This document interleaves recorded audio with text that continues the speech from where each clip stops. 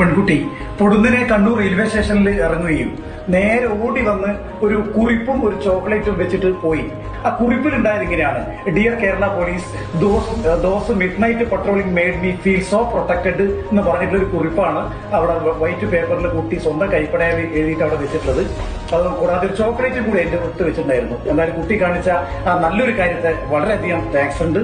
ഇന്നലെ രാവിലെയാണ് ഈ സംഭവം നടക്കുന്നത്. അന്ത്യോദയ എക്സ്പ്രസ് കണ്ണൂർ റെയിൽവേ സ്റ്റേഷനിൽ വന്നു നിൽക്കുന്നു. ആ സമയത്താണ് ഒരു പെൺകുട്ടി ഇറങ്ങി വരുന്നു. പോലീസ് സ്റ്റേഷന് സമീപത്തായി ഒരു പൊതി അവിടെ വെച്ചിട്ട് നേരെ തിരികെ പോകുന്നു. അപ്പോൾ പോലീസുകാര് ഇതിനുള്ളിലുണ്ട്. അപ്പോൾ അവർ ശ്രദ്ധിച്ചപ്പോൾ ആരോ വന്നെന്തോ വെച്ച് പോകുന്നു.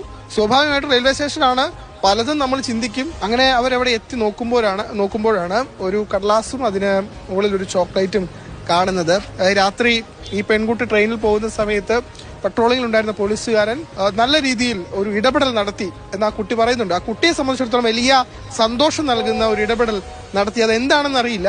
പക്ഷെ നമുക്കറിയാം, ട്രെയിനുകളിൽ സഞ്ചരിക്കുമ്പോൾ ഉണ്ടാകുന്ന പ്രയാസങ്ങൾ, ബുദ്ധിമുട്ടുകൾ, നമുക്ക് അത്തരം അനുഭവങ്ങൾ ധാരാളമായി നമ്മുടെ മുന്നിലുണ്ട്. പക്ഷേ ഇവിടെ പോലീസുകാർ കൃത്യമായി ഇടപെടൽ നടത്തി. അതാണ് ആ പെൺകുട്ടിക്ക് ഇങ്ങനെയൊരു പേപ്പറിൽ ഒരു നന്ദി എഴുതാനും അത് ഒരു ചോക്ലേറ്റും അവിടെ കൊണ്ട് വെക്കാനൊക്കെ തോന്നിയത്.